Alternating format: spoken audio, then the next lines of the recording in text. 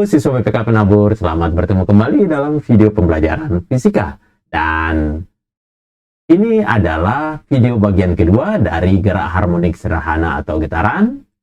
Dan yang akan kita bahas kali ini dalam video kedua adalah tentang fase, sudut fase, dan energi getar. Kompetensi dasarnya masih sama, dan tuntutannya sampai pada kemampuan menganalisis. Mari kita mulai dari pertanyaan, apa itu fase dan sudut fase? Nah, untuk memahami itu, kita lihat di sini ada sebuah benda yang sedang bergetar, lalu misalnya nanti ditanya setelah sekian detik bergetar, fasenya berapa, sudut fasenya berapa, gitu ya. Untuk memahami itu, maka mungkin kita mulai dari ini dulu, bahwa getaran itu identik dengan proyeksi gerak melingkar pada sumbu vertikal. Ini sangat membantu kita untuk memahami tentang fase dan sudut fase.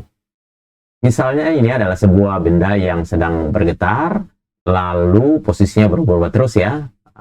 Kemudian misalkan setelah partikel ini bergetar sekian lama, setelah waktu T, lalu kita tanya, sudut fase berapa, fase getarannya berapa. Nah, mari kita coba hentikan dulu ya. Katakanlah setelah T sekian, benda terlihat seperti ini, lalu ditanya sudut fasenya berapa, maka jawabannya adalah ini, karena ini adalah sudut pada saat posisinya ada di sini. Dan kalau ini kita bagi menjadi 12 bagian, maka sudut ini tidak lain sama dengan 30 derajat. Berarti sudut fasenya saat itu 30 derajat, gitu ya, atau 1/6 pi. Nah, bagaimana dengan fase getaran? Gampang. Kita tinggal lihat bahwa ternyata ini adalah 1/12 ya, jadi satu bagian dari 12, atau kalau dihubungkan dengan getaran berarti ini adalah 1/12 dari satu getaran. Dan 1/12 ini sebenarnya bisa diperoleh dari sudut fase ini dibagi dengan 2pi. Atau kalau misalnya nanti kita dapatkan persamaan seperti ini, nanti kita akan turunkan, kita tinggal ambil yang bagian belakang ini lalu kita bagi 2pi, itu adalah fasenya. Oke, fase getaran sendiri itu sebenarnya ada hubungannya dengan simpangan dan arah gerak benda. Nah, coba kita lihat ya. Misalnya, di sini kan fasenya, sudut fasenya 30.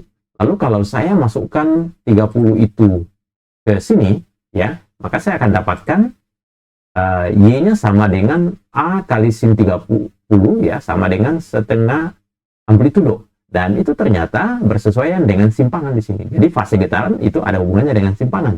Ya, jadi pada saat fasenya 30 derajat, ternyata simpangannya sama dengan setengah amplitudo. Demikian juga dengan kecepatan. Kalau misalnya sudut fasenya saya masukkan ke dalam rumus kecepatan, saya akan dapatkan informasi bahwa saat itu V-nya sedang bernilai positif, artinya arahnya ke atas.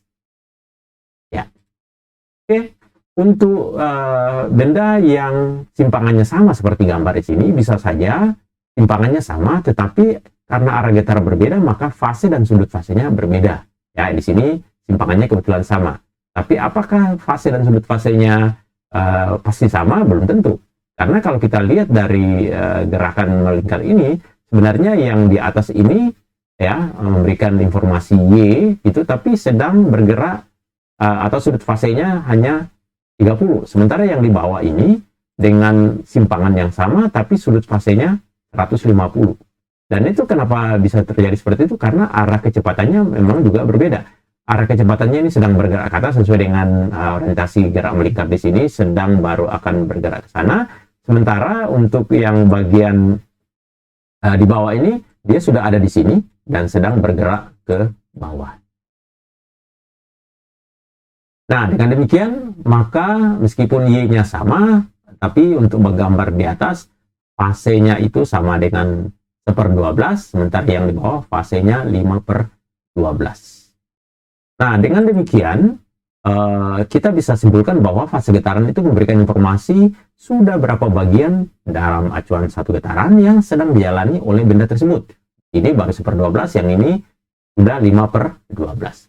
Fase getaran ini juga menunjukkan posisi dan arah gerak benda ya. Ini arahnya meskipun semuanya sama, tapi karena sudut fasenya berbeda, maka arah geraknya pun berbeda dengan yang di bawah.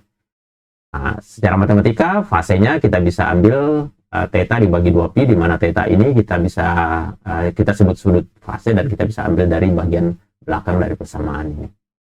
Ya. Baik, sekarang kita masuk ke fase awal getaran. Apa yang maksud dengan fase awal getaran? Apa bedanya dengan fase awal? Sama sih sebenarnya, cuma perbedaannya hanya ini dilihat pada kondisi awal, yaitu pada saat T sama dengan 0. Nah, kita ambil dua gambar lagi yang berbeda di sini, cuma satu pas di puncak di atas, simpangan terjauh, dan ini simpangan terjauh tapi yang di bawah. Nah, kalau ditanya sudut fase awalnya berapa, ya tentu kalau kita lihat di sini ya sama dengan 90 atau 1/2pi. Fase awalnya ya tinggal dibagi 2pi, sama dengan 1/4. Dan kalau kita lihat dari simpangannya, Y-nya sama dengan positif amplitudo, karena dia di atas sama dengan amplitudo. Dan ini kalau, oh ya, untuk kecepatannya, berarti di sini kecepatannya sama dengan 0. Karena dia tidak sedang bergerak ke atas, tidak sedang bergerak ke bawah, baru mau bergerak ke bawah. Jadi V-nya sama dengan 0. Nah, untuk simpangan ini, kalau ini saya masukkan ke Y-nya itu ya, nah saya dapatkan 1 sama dengan sin theta 0, saya dapatkan theta 0 sama dengan 90 derajat, dan itu sama dengan ini. Gitu. Ya, jadi biasanya kan gambar lingkaran ini kita tidak, biasanya dalam soal-soal tidak diperlihatkan. Ya, kita bisa lihat dari sini. Nah, sama juga dengan untuk arah kecepatan awal, karena 0 berarti ini saya masukkan 0 dan ketika T-nya sama dengan 0, dan saya akan dapatkan bahwa untuk sudut yang sama ini 90, nilai kosinusnya pasti sama dengan 0. Atau dengan demikian memang benar bahwa kecepatannya saat itu sama dengan 0. Untuk gambar yang di bawah tentu mirip ya, sudut fasenya berarti ini 270 atau 3/2pi, fasenya tinggal dibagi 2pi, jadi ketemu 3/4.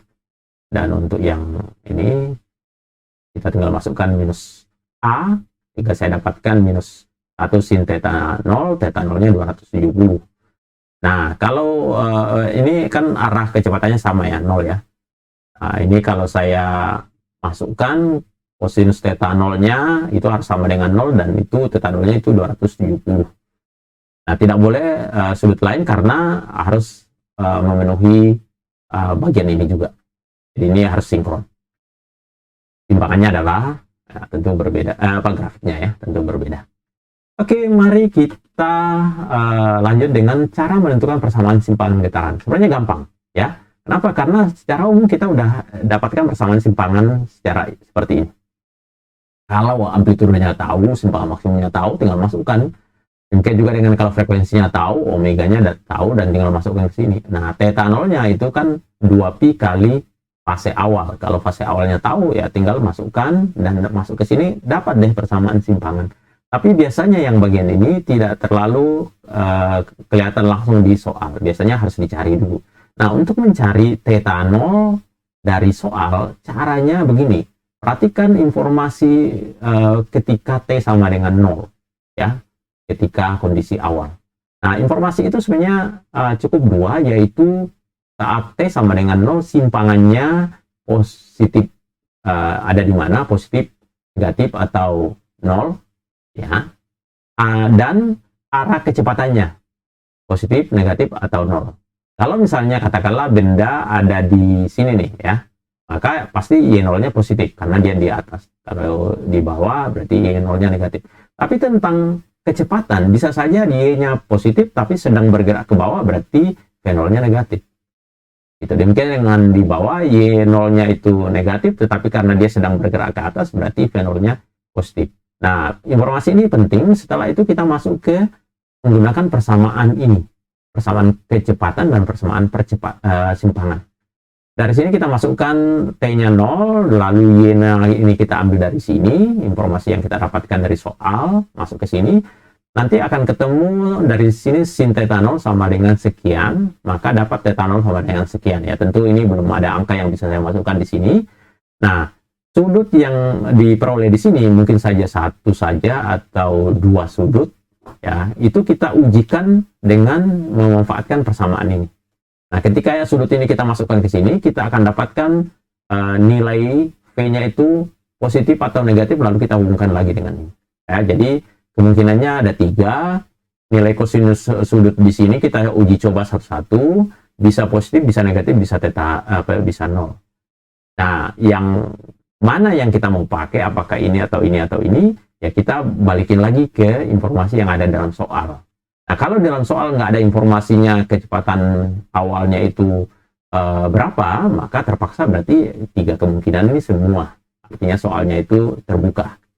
Oke, kita coba lihat contoh soal. Sebuah benda melakukan gerak harmonik sederhana dengan frekuensi 10 Hz dengan simpangan maksimum 4 cm. Jadi ini amplitudenya pada waktu T sama dengan 0. Benda sedang berada di posisi setengah amplitudo. Nah, ini T sama dengan 0, Y0-nya setengah amplitudo. Dan sedang bergerak ke bawah, berarti negatif. Oke, pertanyaannya adalah ini, silakan dibaca. Lalu kita akan mulai bahas ya. Kita akan menggunakan 2 persamaan ini. Pertama, kita gunakan persamaan simpangan. Kalau misalnya T-nya 0, berarti Y-nya saya ambil positif setengah A. Nah, A-nya dicoret, maka saya dapatkan sin theta 0 sama dengan setengah. Ini dapat 30 atau 150. Ya, kalau agak bingung ya bisa mungkin memanfaatkan grafik bantu di sini ya. Grafik sinus itu yang merah, nilai yang setengah itu berarti di sini, maka ini hanya nilai 30 dan berapa ini? 150. Nah, 2 sudut ini mana yang sesuai akan diuji dengan menggunakan persamaan ini. Caranya adalah kita masukkan nilai ini negatif, walaupun belum ada angka kita masukkan aja bahwa ini nilainya harus negatif. Lalu T-nya kita masukkan 0, kita akan dapatkan kosinus theta 0 berapa yang nilainya nanti negatif. Theta 0-nya itu kita uji, kita ambil dari sini. 30 dan 150. Nah, kalau 30, kosinus 30 itu positif, berarti nggak mungkin. Karena harus negatif. Berarti yang benar adalah kosinus 150 dan memang betul itu adalah minus.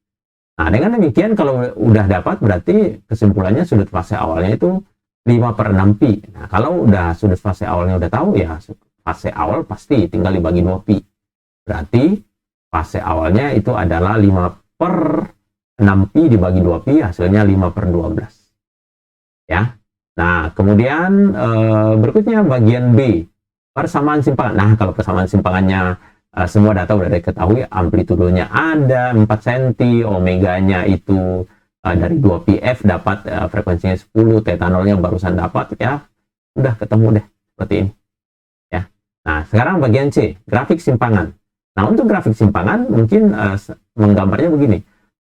Pada waktu T sama dengan 0 di sini, simpangan awalnya kan setengah amplitudo positif, berarti di sini 2 karena amplitudonya 4. Lalu kecepatan awalnya itu katanya ke bawah. Jadi dia akan waktunya makin lama, dia akan makin ke bawah. Gitu ya, jadi grafiknya kira-kira seperti itu. Baik, kita lanjut dengan pertanyaan bagian D. Fase saat sudah bergetar 1/6 detik. Nah, kalau nanyain fase, mungkin kita udah ambil dari persamaan ini aja. Ya, dari persamaan simpangan, lalu kita ambil bagian belakangnya ini, karena ini adalah sama dengan sudut fase. Ya, secara umum. Lalu T-nya ini kita ganti dengan 1/6 pi. Kalau ini kita selesaikan akan ketemu 25/6 pi. Nah, ini sudut fasenya kan yang ditanya pada saat T 1/6. Yang ditanya adalah fase. Ya udah tinggal dibagi 2 pi. Ketemu 2/12. Nah, ini artinya sudah ada 2 getaran dan lebihnya ada 1/12 dari 1 getaran. Berarti kalau ditanya fasenya berapa, kita ambil yang pecahannya aja, 1/12. Oke, kita lanjut dengan energi getar. Ini ada benda yang sedang bergetar, dan energi getarnya itu hanya terdiri dari energi kinetik dan energi potensial. Kita asumsikan getaran ini tidak ada energi yang hilang, tidak teredam, dan sebagainya. Jadi ini akan bergerak sepanjang masa. Nah, energi potensial itu, energi kinetik adalah ini, dan berarti energi total dari getaran ini adalah EP tambah EK. Dan itu kita sebut sebagai energi mekanik. Nah, karena tidak ada energi yang hilang, berarti energi mekaniknya konstan. Artinya apa? Kalau energi potensialnya nanti itu berkurang bahkan sampai 0, maka semuanya berubah menjadi energi kinetik. sehingga energi mekanik itu menjadi energi kinetik maksimum. Demikian juga sebaliknya, kalau energi kinetiknya itu berkurang bahkan mencapai nol, maka semua berubah menjadi energi potensial, sehingga saat itu energi mekaniknya sama dengan energi potensial maksimum.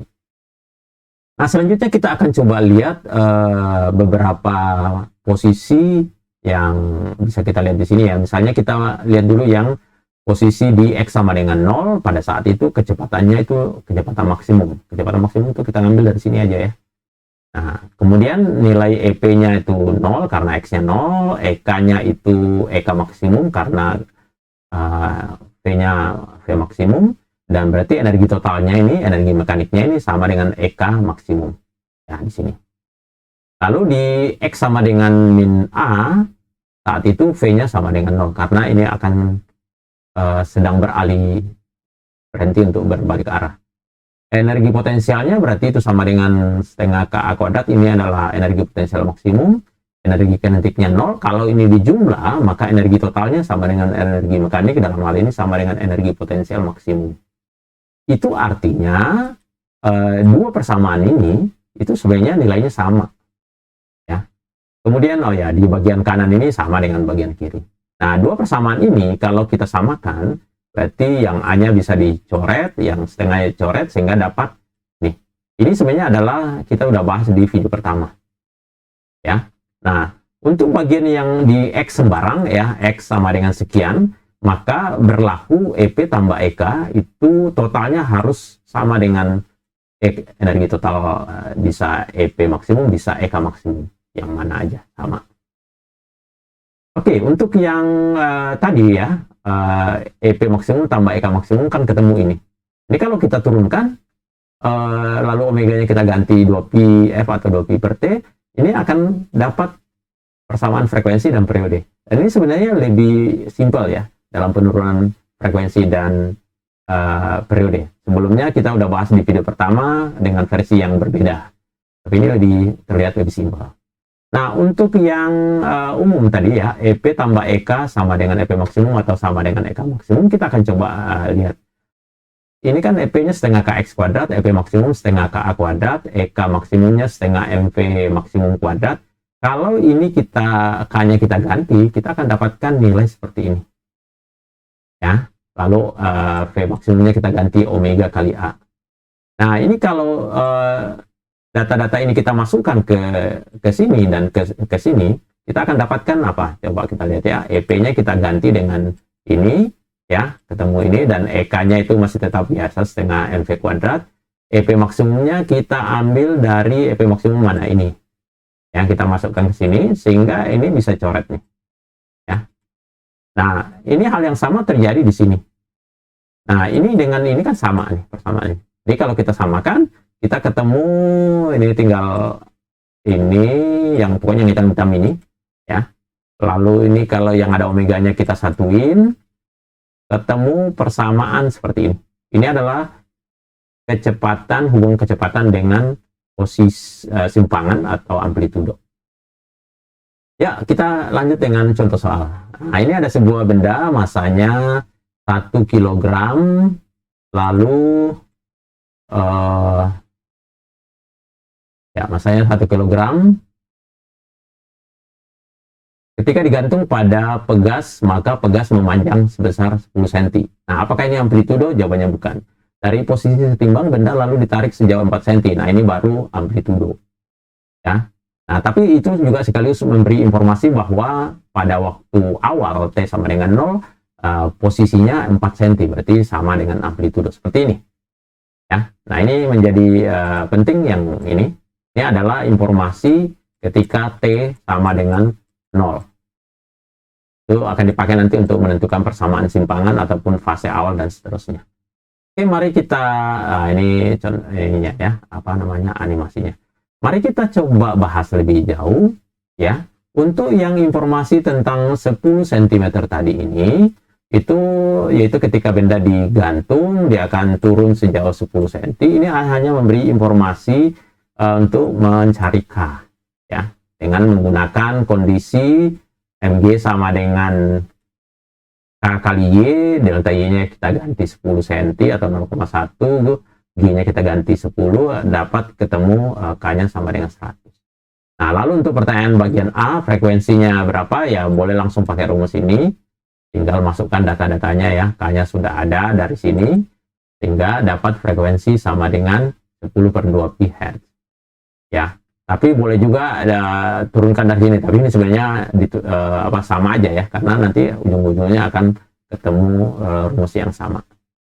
Oke, gitu. Oke, kita lanjut dengan pertanyaan bagian B dan C. Pertanyaan bagian B dan C, fase awal dan persamaan simpangan. Nah, ini kalau fase awal dan persamaan simpangan udah pasti harus punya data tentang kondisi saat T sama dengan 0. Yaitu saat T sama dengan 0, simpangannya berapa? Jawabannya sama dengan minus A. Dari mana? Dari sini nih. Dari posisi setimbang benda lalu ditarik sejauh 4 cm. Berarti itu menunjukkan saat T sama dengan 0, ditarik sejauh 4 cm, dan 4 cm itu adalah amplitudo.